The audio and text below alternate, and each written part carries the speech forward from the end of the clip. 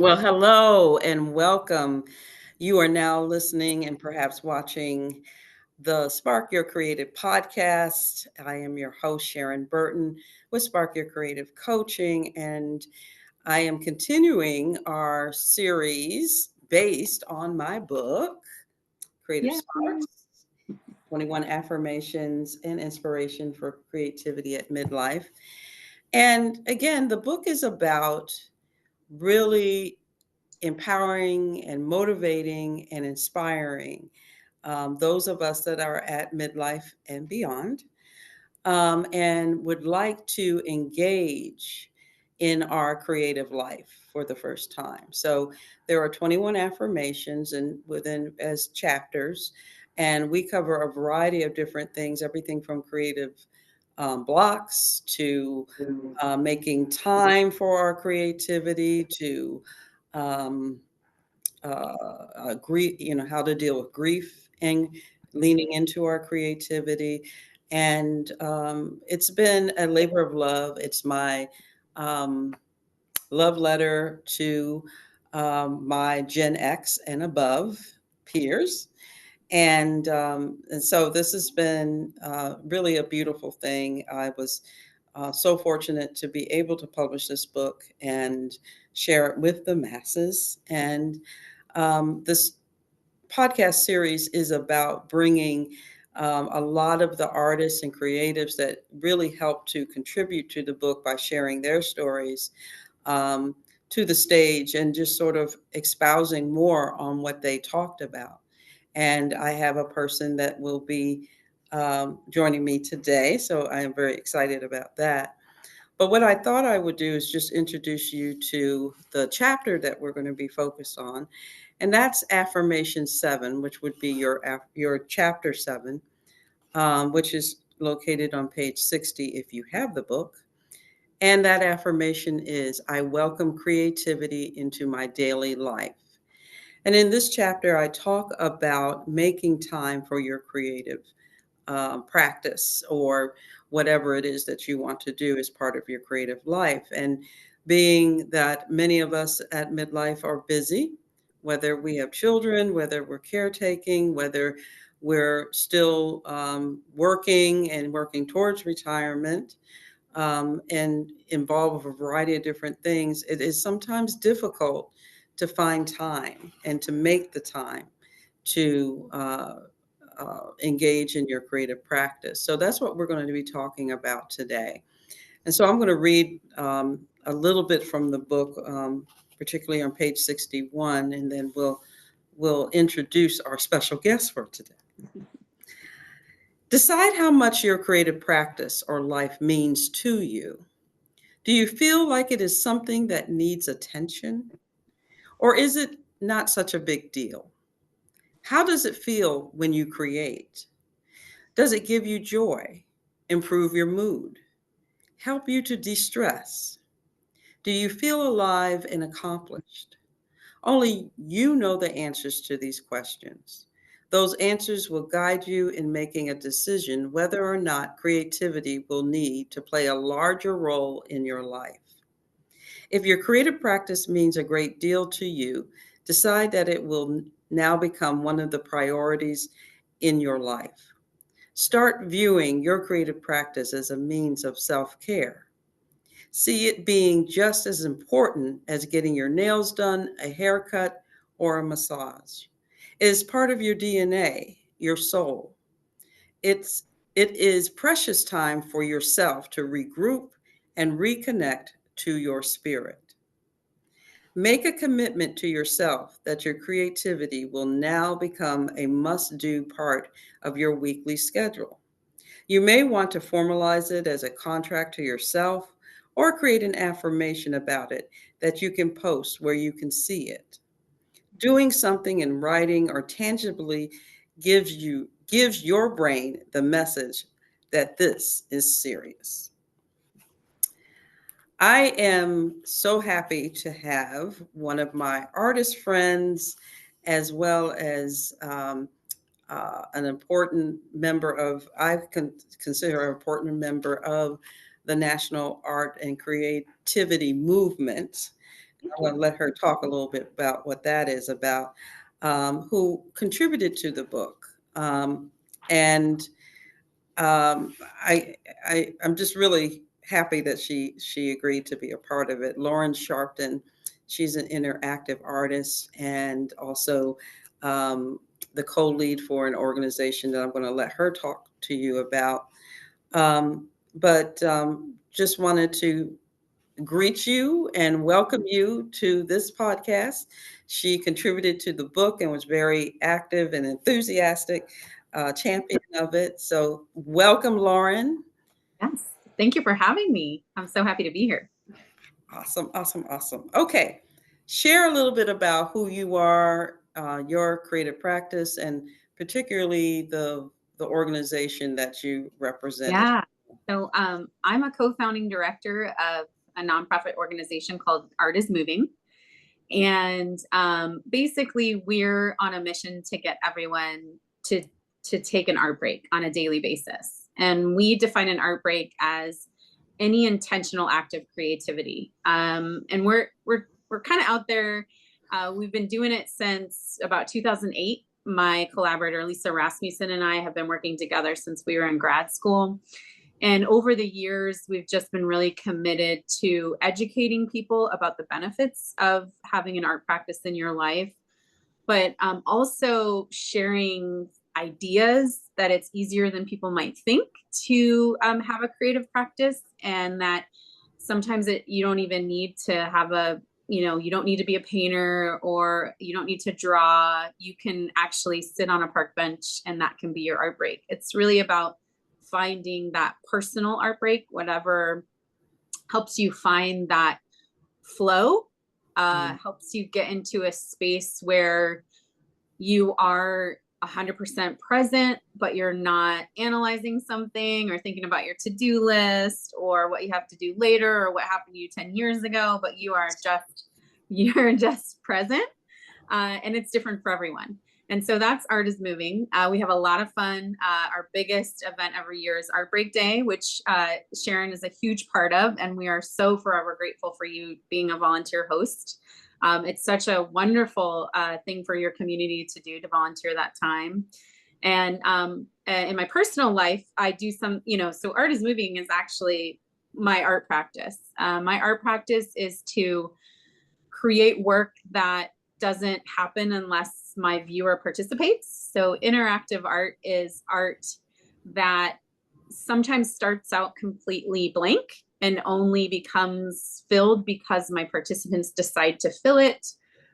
Sometimes it's I create a space in a gallery that's experiential, and then I ask for my participants to add a piece to it. It's always different. I've been lucky to be able to do it inside a window display next to a shoe shop. I did it in a gallery close by here. I live in Corvallis, Oregon, and I did an interactive art exhibition in Monroe, Oregon a couple years ago. And we had, I think, about 10 interactive art pieces that got completed by participants. So that's the kind of art I do. And it's really matches the mission of Art is Moving, which is to get people to realize that they have that artist within them that can take care of them if they take care of that artist. So yeah, I have a lot of fun. And I have a lot of fun with them. I've been involved with you all in some capacity for, is for it a while. Since COVID? I think, yeah, you did. It was around the pandemic when we started. I think it was you've been with us for about 5 or 6 years now, I think. Yeah. Gosh, time has flown. Time is wild. I know, and that's why I love these wonderful people that I have involved with my projects and vice versa. So, okay, well, I wanted to read for people's hearing your quote, which was a part of this chapter. And I thought it was important because of some of the things that you juggle on the daily. And you start off by saying, my biggest obstacle for making time for my creative practice would be that I put everyone else first. And how many people can raise their hands at that? Yeah, right. I am a mom of 3 young children, and at times I forget to take care of myself. Honestly, I'm constantly working on making more time for myself in my creative practice. It's a mental conversation I have to have with myself time again and again. I have a mantra that reminds me that if I don't take care of myself, I can't take care of my children. That's a great motivator for me. I believe that a great deal of people think that one's creative practice is something that should be placed in the leisure category of life. That's why many times people put it last on their list and perhaps never find themselves getting to it on a daily or weekly basis. So, I think as a mom Hmm. and trying to balance all those things, Yeah. and the kind of work that the kind of creative practice you do takes a lot of time, mental energy too, because I mean that's a very conceptual Yeah. style. It's Yeah. very which I always said that I wanted to do that kind of art myself. But it takes time, and you can't. Mhm. It must be a challenge to kind of do that on a regular basis. Yeah. So, how do you incorporate or make time for your creative practice? What is it that you do? Yeah, it involves a lot of self-compassion, a lot of self-forgiveness, because it doesn't happen all the time. And I have to constantly go back to it and not judge myself when I don't feel like I'm, let's say, producing enough artwork, whatever that might mean to me personally. And also realize again that sometimes my art breaks are going to be different depending on the season or the time of my life. Sometimes we were just chatting about like winter. Sometimes in the winter, you slow down quite a bit. And my work is very cerebral. I do a lot of my processing in my head first, and they're usually sort of more large works, and so they take a lot more time. I don't produce work on a daily basis for my personal art. It's usually every couple of years or so. And so I have to be open to not being having an object to show proof that I'm productive. And that is challenging because it goes against a lot of what we learn about being an artist. Mm, We attach a lot to an object, yeah. and I've learned over the years that I'm not necessarily an object maker. I'm an experience creator. And so I love that. that, I love that. yeah, Experience yeah. creator. So yeah, thank you. Yeah. So but it can be challenging because when people are like, well, what do you do? And you're just like, well, I did this and it's kind of gone now. And so documentation, photography, which was my first artwork, becomes very important because I document the experience as it's happening to sort of show it in years to come. But it's not the same thing. The Right. artwork itself is the experience, and that's what I'm constantly going back to with Art is Moving and Art Break Day, is that that's my artwork. It's the experience the participants are having and the Mhm. flow that happens at the art tables, the conversations, the connections. That to me is art, and witnessing that and being part of that, that's art. And so it's definitely conceptual, and not everybody vibes with that, but that's my vibe. And so when it's happening, I'm happy about it, and I try to celebrate it. I'm also pretty bad about that, as I don't tend to stop and take a breath and acknowledge. So I've been practicing over the last couple years doing that, and really sort of reveling in the art when it does happen, to so I can have a place in my head to go back to during the times when I feel like I'm not doing enough art. Because I think we judge ourselves a lot about how much we're doing and what's enough and what's not enough. Um, Mhm. my kids have really helped me learn that you can do something a little bit at a time. That's a tough one for me. Yeah. Uh, but when I had kids, I would have 5 to 10 minutes at a time. Mhm. And that's never enough you want half a day in a studio or something like that. But I started just doing art with my kids. And that's enough is of a release. And I would implore everyone to do that, not just give their children the crayons, but sit down with their children and do it, because it will change your life in such a positive way. So I do art for art's sake. I don't, I do it when I can. I don't do it with this thought of like, I'll make a work to apply to a gallery to do this, because that's just not where I am in my life. But when the opportunity comes up, I've probably had the opportunity about every 3 years since having kids. I have to really manage my time very well. It becomes very, you have to be really organized in order to make it happen. So I commit to being organized about it and I make it happen. And then in my time off, I do more of what I would consider art breaks just to keep that creative flow. And then, what else do I do? I think that, it's one of those times where for the work that I make, because not every gallery is going to allow you to just make interactive art. It's more about being able to take an opportunity when it's presented to you. And so it's almost like I save up some of my ideas. You mentioned this in the book, where when you can't be productive, you kind of write yourself notes and you remember images. That's sort of what I do. You kind of start collecting it so that you can be ready when someone all of a sudden says, oh, well, I have a gallery open and I would love to have interactive art. And then you're just boom, ready to go. So it's almost like you have to be prepared. And I've found that benefits me, since my work I can't just apply to art shows because my work isn't like that. It's more about meeting gallery owners and things like that. But it's, I wouldn't say it's easy. It's hard work, but it is, I really do think that it's really important to acknowledge, at least for me personally, that art sort of saved me, and it saves me time and time again.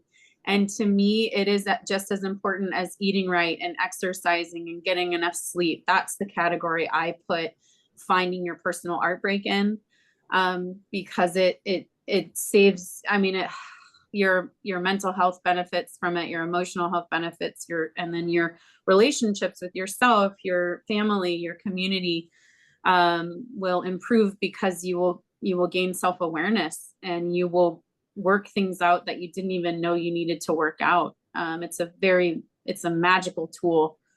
And so even if at 5 minutes at a time, and I think that mental switch of saying, it's not something that's just frivolous and for leisure time, but it's actually something it's part of the necessity bag that I have every day. That really helps me. That helps me maintain that creative practice.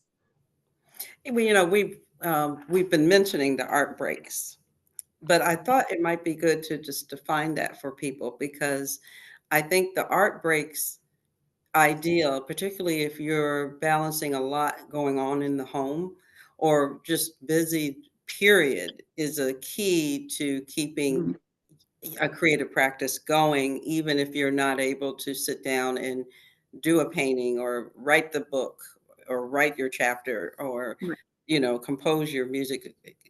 Share what art breaks are as far as how you all. So art is moving. We define it as an intentional act of creativity. And so it's to sort of kind of expand on that a little bit. It's basically making time to be creative. But what an art break is, if you talk to Lisa or myself, it's just about anything. And we have tried to, on our website at artismoving.org, tried to categorize things. We have at least 30 art breaks that you can take that require no materials whatsoever, because we really want people to realize that you can find that space within you to take a break from your normal routine and get in tune with that creative part of yourself. And you don't have to have a studio, and you don't have to have an hour. And you can have a child that is playing with toys right next to you. I used to, when my kids were a lot younger, when I had toddlers at home, I would, pick a color in my house when I knew I needed a break. Sometimes you can just feel it, like right. Yeah. And I would pick a color, and I would just have a blank piece of paper, and I would just write or kind of draw a mini picture of anything I found in my house that was that color.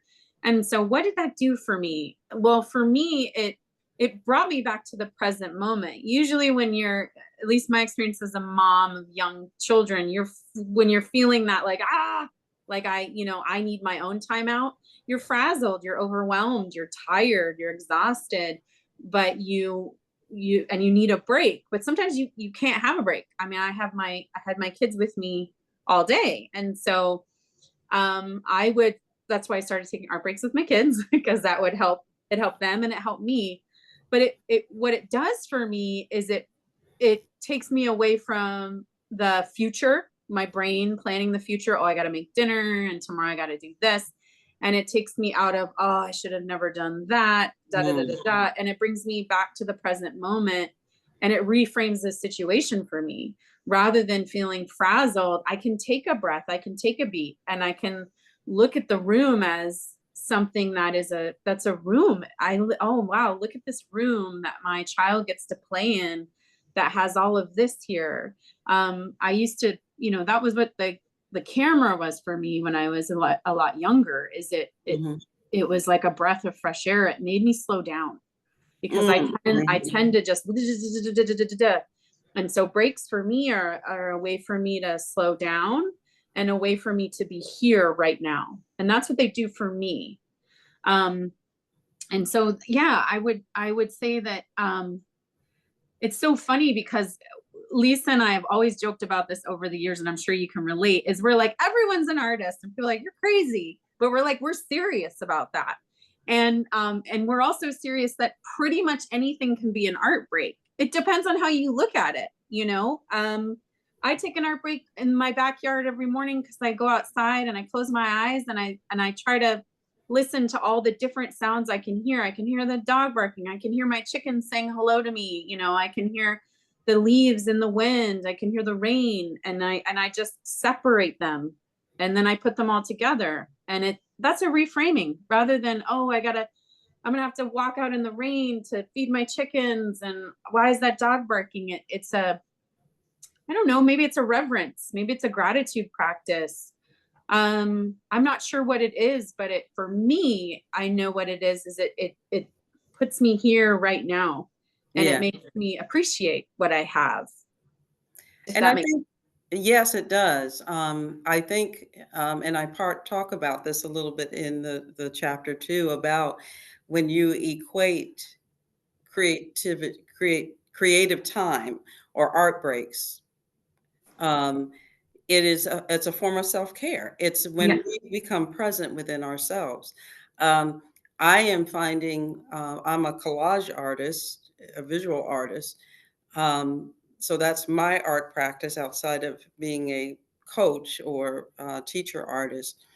But it's interesting because as a collage artist, I do exhibit my work. So I go about that differently.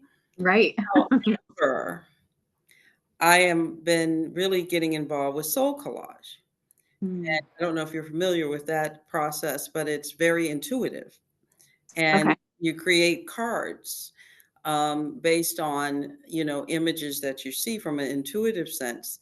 And the cards basically speak to you.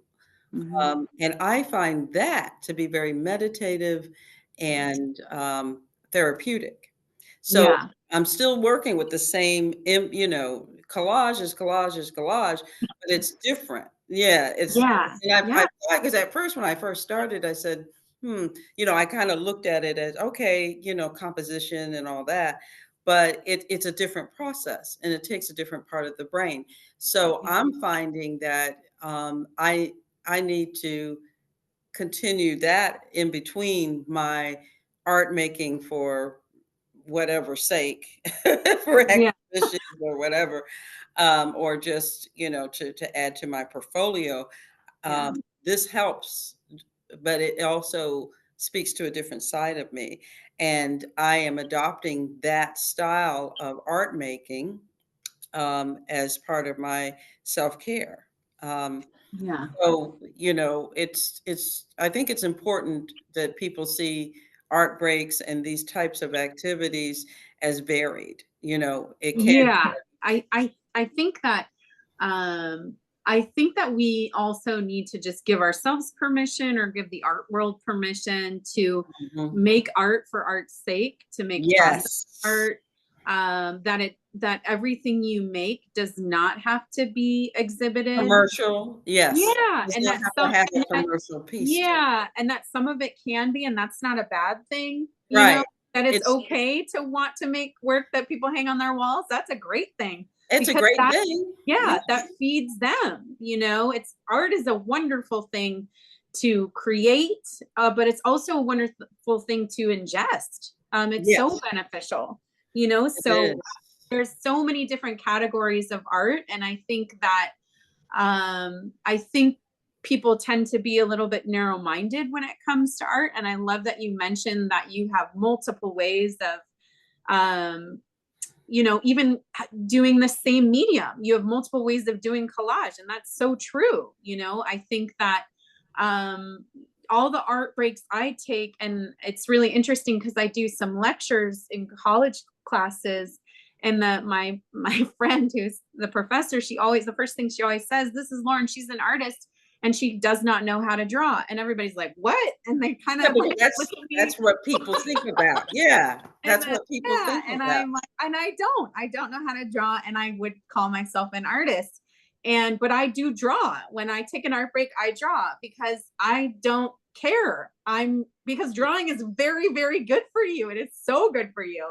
Especially if you can get past that anxiety that sometimes drawing brings up for people. But drawing is the one that has been scientifically studied the most, and you can find Yep. benefit after Yes, you're benefit absolutely line, right. Yeah. and so it's a good thing to do, and then you can just recycle the piece of paper. You don't need to show it to anyone. uh No. so yeah, I love that. I think that I think the reason we're trying to break people's ideas of what art making is, or what it can be. We're trying to expand it because that's what art is. Art is an expansion. There are no rules in art. And so why would we try to box it up? Let's expand it. And why would we want to limit it? Why Right. would we want it to limit it to a gallery wall? Why would we want to limit it just to your living room? Let's just do it all because it Do it all all. has benefit, you know? And it takes the barriers out. It takes the barriers out of being perfect with it. It takes the Yeah, whole imposter syndrome stuff out and the for inner sure. critic and everything. It's creating for creating's sake or for self-care or whatever. And so when we talk about it and when we think about making time for it, it's really about viewing that part of you as an integral part of your day or week or whatever. And particularly for those who say, I want to do something creative. Well, it's not every once in a while. It's creating a practice that, Right. you know, that, like you said, it doesn't have to be exhibited and all that. It's just getting that creative muscle going. So when you really do find something, or if you want to grow that, that's a whole different ball game. But you Yeah. do want to get into that piece and honor yourself from a self-care point of view. Yeah. All right, Lauren, you and I can talk about this all Oh day. my gosh, forever. Share about how people can find you on the socials or Sure. websites, all Yeah. that. We're So, going to include that in the notes, but yeah, yeah. So, artismoving.org is the website for the nonprofit that I work with Lisa, and we're on Instagram, and it's just artismoving.org. And then my personal website is laurenusher.com. And so those are sort of the two main ones. and yeah, I would, as Sharon knows, I love to collaborate. We love to collaborate. And I just, you know what? I didn't mention this, but when you said you want to do interactive art, let's talk about it, man. It's so fun. So Yeah, maybe, I yeah, think I will. yeah. And I will say real quick, I am working on a totally project that I've never done before. A friend of mine has started this series of art using a chair. Oh, wow. And Yeah, yeah, and the chair represents different things to different people. So yeah. I've been working on this for the last 3 or 4 months, and it's a whole different way of looking at this. It's not a canvas, it's not paper. And as a collage artist, that's, Right. I'm very much attached to those things. Yeah. So I was like, after I'd agreed to her with her, I said, "How am I going to do this?" And it organically came. And talking Yeah. about self care, when I've been working on it, it creates a whole different set of self care for me because I'm using different materials. I'm using it in a different way, and I can't wait to Well, share it with everyone. yeah, that's so awesome. I can't wait to see it. And it's also like when you use something, at least I found this. So I was in photography. I majored in photography, and there's a lot of rules when it comes to photography, and that's just never how I've approached art. I always wanted to know, like, how does it make you feel? And everyone else wanted to talk about the contrast and the sharpness. It Yeah. didn't work. It didn't work for me. And so there was a printmaking studio right across from my dark room. And I just Mhm. joined a printmaking class knowing none of the rules. And that was my self care, just like this chair. When you enter a space where you have no ideas, no rules, it's almost like freeing because you can't judge yourself because you're like, I don't know what I'm doing. And you end up creating something so wonderful out of that sort of naivete, And I Yeah, just, it's been, and it's sort of interesting because I'm watching myself from a 360, like, Mhm. or 200 feet, and like, wow, Sharon, you're really, okay. And it's like, all right, I'm ordering this, and then you get it, and you think it's going to be one thing, and then it turns out to be something different. So it's been an exciting process for That's me. awesome. I love And that. I can't wait to um, see how that turns out. yeah, yeah, everyone will have a chance to see it really soon. Awesome. So. Well, thank you so much, Yeah. Lauren, for Yeah, being thanks for on the having me. podcast. Yeah, this has been so fun and, I think very informative for people. And I just want to encourage everyone, if you haven't got the book yet, Yep. again, Creative Sparks. Yeah, yeah. We both got our copies. Um, it can be found on Amazon, or you can order a signed copy of the book from me at sparkyourcreative.com /book.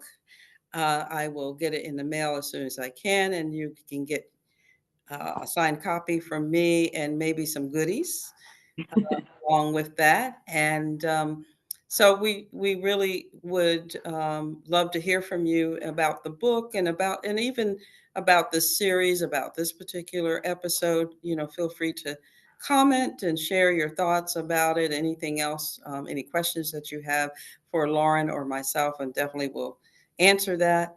But just want to thank you again for listening and watching this podcast. And we'll see you at the next episode of Spark Your Creative podcast. Take care. Thanks.